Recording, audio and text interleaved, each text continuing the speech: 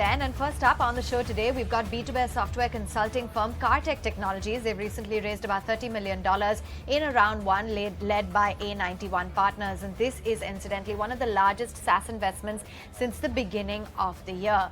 Let's connect then with Maran Nagarajan, who is the founder and CEO at Kaar Tech.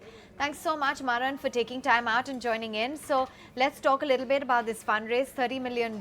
This is despite the fact that we're seeing a slowdown in fundraising. Tell us a little bit more about the fundraise. What will the funds be utilized toward?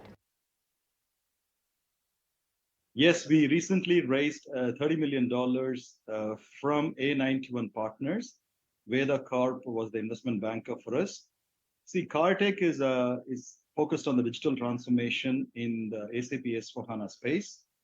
And we are a profitable company with our EBITDA being in the high teens. The main reason that we raised our capital this time was to expand ourselves on the inorganic space.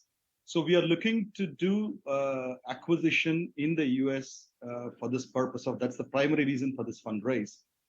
And this will be entirely spent towards the inorganic and a little bit in terms of organic expansion as well on the Western geographies.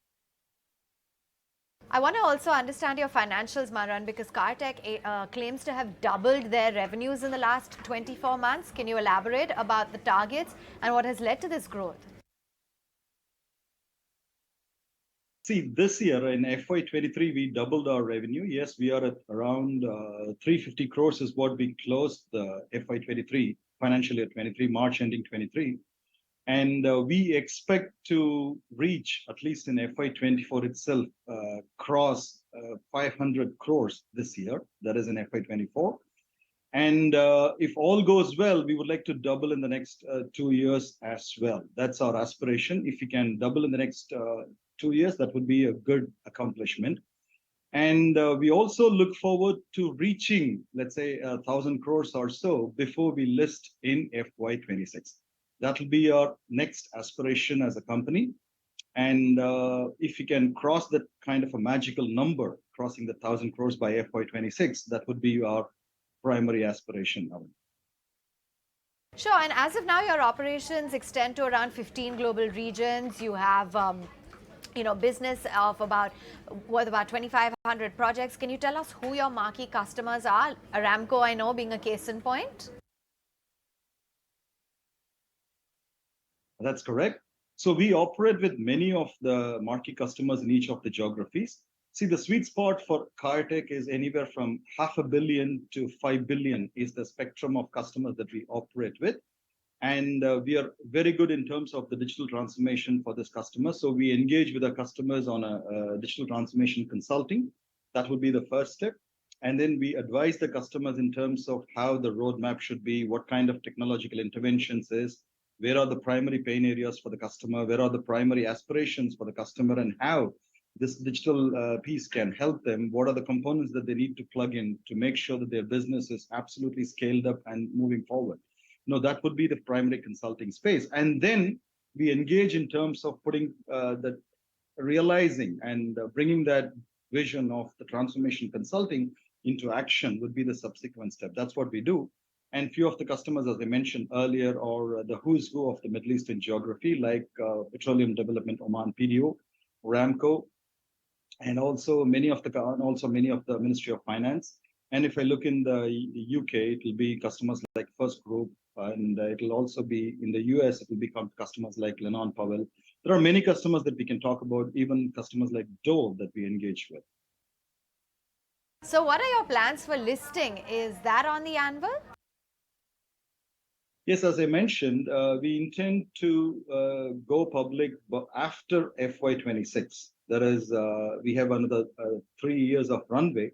So most likely, we would like to hit the public markets by June of 2026. But again, you cannot predict these things so accurately. But currently, that's the plan with which we are working. And when we get closer to the point, then we might tweak a little bit earlier or later, depending upon the market conditions and other scenarios. But for now, the plan is to hit the public markets by June of 2026. That's our aspiration. And yes, we are already in the process of putting together the advisor team for doing that, putting together the PR team for making that happen, and we are already moving to a big four as our auditors. So there are so many housekeeping activities that you need to make sure that things are falling in place. Number one is the growth. Number two is also about the compliance. Number three is also about the extraordinary housekeeping. See, Kaar Tech, though it's a private limited company, our compliance is of the highest standards, and we benchmark ourselves against the best of the best in the industry.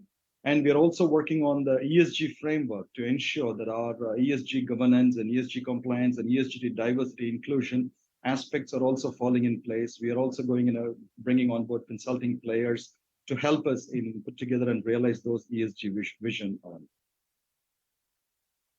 Now, I know that, the company is aspiring to be a prominent player in the digital transformation arena. How do you plan to do so? What is it that you're going to do to make the company stand out? Okay, so I think that's a very important question. We would like to build our organization as a lasting institution which will stay longer, which means end of the day, organization building is all about culture and it's all about people. So we have an extraordinarily people-focused culture and a people-focused relationship-driven organization is what we are very proud of. Just to give, how can I say this is what we are? For multiple years, we are a great place to work certified, and our attrition is at sub 3.5%. When the global consulting companies' attrition is on the 20 plus kind of percentage, ours is at sub 3.5%. This is a testament, in spite of our people growth, in spite of the aggressive growth we have, our attrition has been extremely under control. So this is primarily because of the space we give to people. This is because of the great culture that we practice. It is also because of the learning environment that we provide to people. It is also because of the growth opportunities we provide to the people. It is the global opportunities that we create for our people, which makes all the difference to our team. This is one. And how we are going about building our business in the West, which is our primary focus area going forward, would be both organic and inorganic strategy.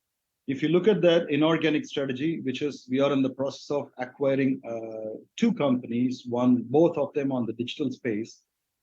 Mostly we are expanding into the very strong digital space like product engineering, cloud engineering, and business process management, and also on the data engineering spaces. We are expanding our footprints, and the acquisition will also be focused on these areas. So this is one of the key areas where we will be acquiring. The acquisition's primary objective is to acquire customers. So this is not a technology acquisition alone. This is not a people acquisition. This is not a revenue acquisition. This is primarily customer acquisition. So that's our primary objective would be. And second thing is we are also strengthening our platform of the people. That is the go-to-market strategy of each of these geographies is being strengthened. We recently hired a president for North America, and we also are on the process of hiring leadership in Germany, Netherlands, and also in UK. So this is also will help us expand in the Western geographies. And the third thing that we are doing is we are putting enormous enough effort in terms of the branding initiatives. So we are doing many things in terms of the branding initiatives for these geographies and to promote the branding, to promote the visibility of Kaar Tech in these geographies. And fourth, we are also onboarding many industry veterans as our advisory board. We are bringing in many industry leaders as our advisory board, which we are working on. We will be inducting more independent directors, and we'll also be inducting more board advisors going forward to make this happen. And and also, as a fifth aspect, what we are trying to do is to build our consulting capability. So we are onboarding many domain experts and industry experts to ensure that we are able to create that kind of an aura with the customer so that our consulting capabilities are strengthened, so that we are able to advise the customers at the leadership level in terms of how the digital transformation has to happen for them. So these are the things that we're putting in place to expand in the Western markets, in the new terrains